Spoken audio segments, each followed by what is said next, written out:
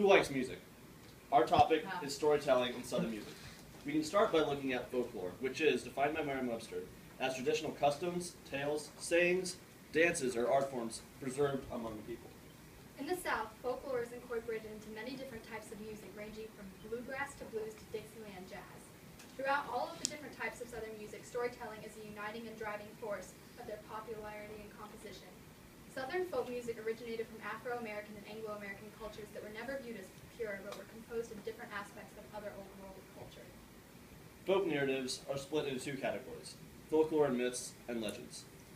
It is widely understood that folk tales are fictitious stories that are primarily for amusement, but also contain moral lessons and values. Myths and legends are, however, belief tales thought of as true accounts of past occurrences. They are told to support the folk history of southern regions and support the local belief systems. Some of the earliest examples of storytelling in Southern music are the work songs and spirituals that slaves sang. Among the few freedoms offered to slaves was the ability to sing and play music in their free time and practice religion. And while masters often forced their slaves to practice Christianity and outlawed African religions, religious slave songs were sometimes influenced and based on African traditions, while others were based on Christianity. The ability for slaves to create music was important to preserving slave culture, and beneficial to the slaves in some cases. Slaves with the ability to play an instrument could be hired to play at dances and other events to make extra money, which could later be put towards buying their freedom.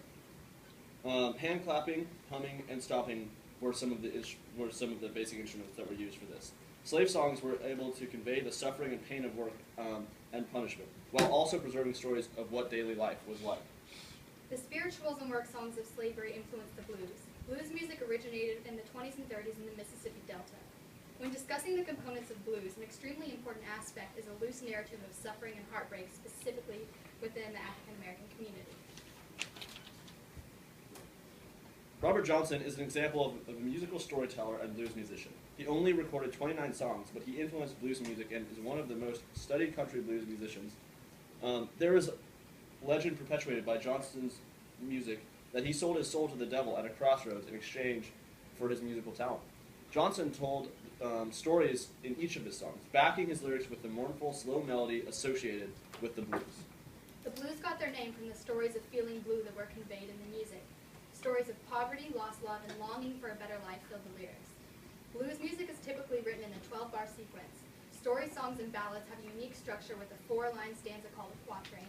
The second and fourth lines rhyme and have 6 syllables, where the first and third lines have 8 syllables. There is storytelling in religious music outside of slavery as well. Hymns are religious worship songs that tell stories of God's glory and sing praises. Hugh T. McIlrath says a hymn should be simple and metrical in form, genuinely emotional, poetic and literary in style, spiritual in quality, and in its ideas so direct and so immediately apparent as to unify a congregation while singing it. Myth and legend are incorporated into lyrics and oral history in the South. The myth is defined as a sacred story supporting a religion. Myths and legends are often explained and give reason to the current way of life in Southern societies, and in the U.S., oral myths are more common than biblical myths and stories among Native Americans. The Cherokee people who used to live in northern Georgia and now live in western North Carolina continue to pass down legends about animals and nature and explanations of how the universe works through storytelling. Biblical myths and stories were more commonly found in hymns. Hymns were used to organize soldiers in the Civil War. Many of the songs that soldiers in both the Union and Confederate armies sang were Christian hymns depicting stories of God and of the glory of God. Singing these songs of worship, both on the field and recreational time, was a way for soldiers to prove that they were devout Christians and call upon a higher power to help them in war. Later in the Civil Rights Movement, music was used to convey messages of peace and activism. The Highlander Folk School in Tennessee taught people how to sing the songs of the movement and taught a nonviolent philosophy conveyed in the music and peaceful protest. One activist recalls the police raiding the folk school with the lights off and all the students breaking out in a rendition of We Shall Overcome, adding the new verse, We Are Not Afraid, to convey their story and their message to the police. Folk musicians who had been involved in the 30s and 40s in union organizing allied with the Civil Rights Movement. The abolition of the separate but equal law in schools led to further conflict. Left-wing activists used the folk ballads to organize people in the movement into sit-ins and marches. The music was influenced by the music of black churches, which commented on society in the South and criticized it. Nashville, Tennessee is one of the biggest places for songwriters across the nation. The vast majority majority of the songs that are written here use archetype stories and plots. These relatable stories and songs have brought the country music industry such success because the general population can project their own experiences into the music.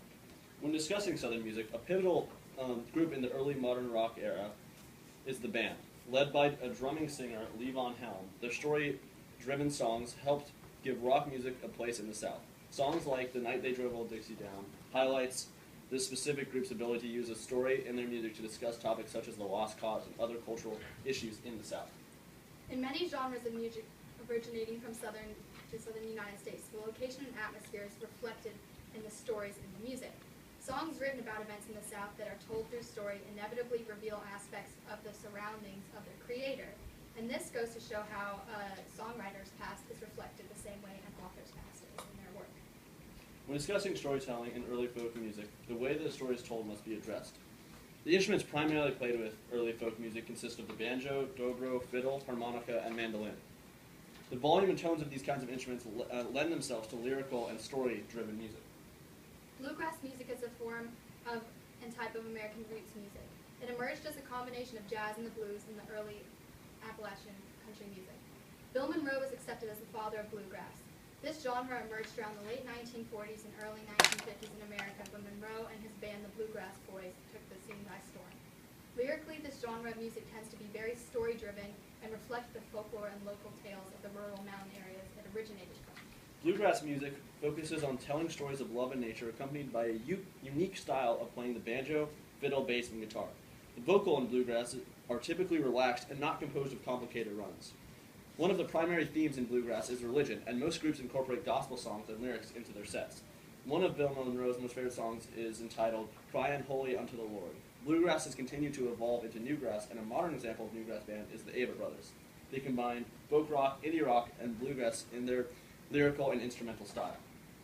Our topic of storytelling in Southern music correlates to all other topics and presentations. The culture in the South is reflected in the pop culture and music of the South. Aspects of the South's past and place, such as the agrarian movement, religion, and the lost cause, are all reflected in the songs and music emerging from the region. Therefore, the history of music and stories preserved in song must be understood to have a more complete insight into the culture of the South. There we go. Yay! Yay!